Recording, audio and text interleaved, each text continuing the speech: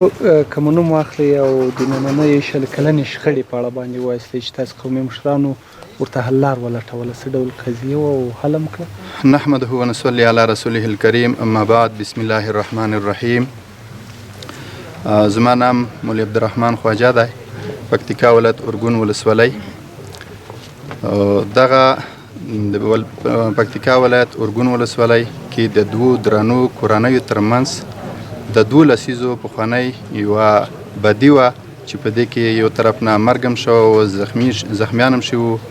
نو بالاخره د پیر کوتي د ملتپاله او جهادپاله او مجاهد ولس په هلو ځلو د قومي مشرانو د قومي محورو او د دغه قومونو احترام وکړه، د علماو احترام یې وکړه او د دغه مجاهدینو د امارت مجاهدینو احترام یې وکړه او دوی هغه وبخښل یو تر بله سره غاړې ورکړې چې په آینده کې به د دوی ترمنځ هېڅ یو قسم جنجال نه وي. مولوي صاحب، دغه ډول شخړې د قومي مشرانو رول پکې څومره مهم و؟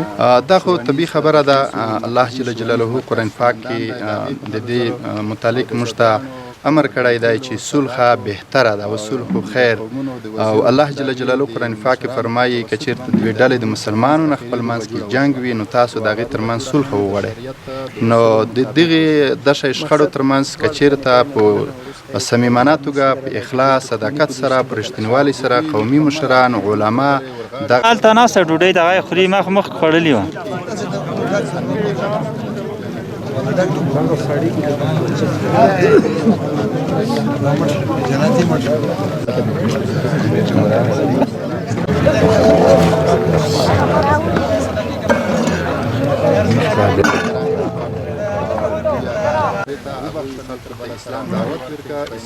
علماء عمرونه اوږده کړي، د مشرونو عمرونه اوږده کړي، د فوره د نیک اعمال خدا په میش کې ډېر همت کړی دی، ډېره خوري یې وکړه.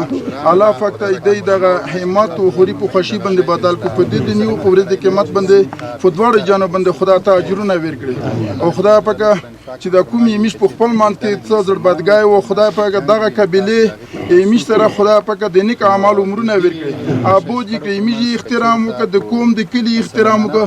خدا ته دی وته میش ټول وته ټول قوم ته د رحمت په نظر وکړي. خدا ته د میش د ټولو نه روزي شي، میش د دینه ډیره مننه کړو، میش طرف هر څه ماپتي او دینه د بخښنه وړي.